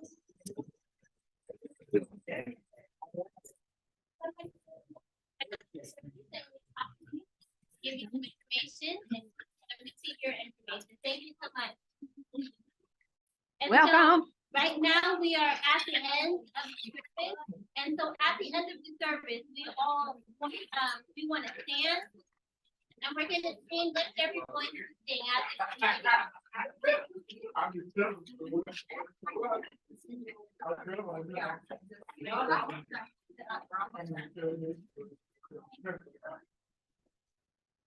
So I don't have the vocals that the youth do, but we're all singing together, so that's gonna help everybody out, right? Okay. So ready? With every voice.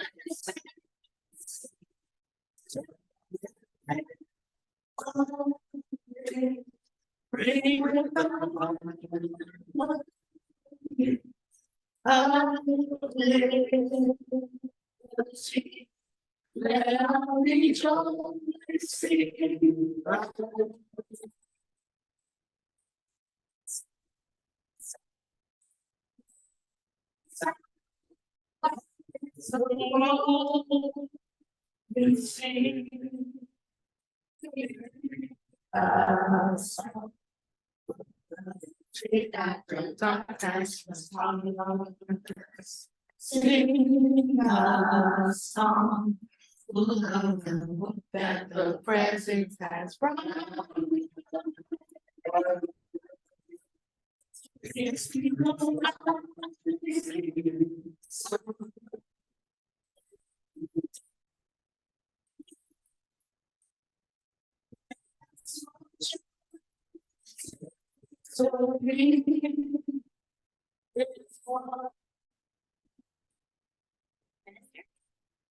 And now unto them who was able to lift us up faultlessly before the throne on high, may they empower us to be a people with one aim, one vision, one God, one aim, one destiny, one love, one heart, one God.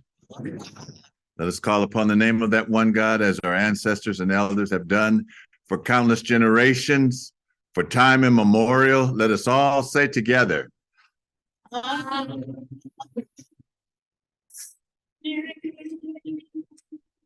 You are the most beautiful people on the face of this earth.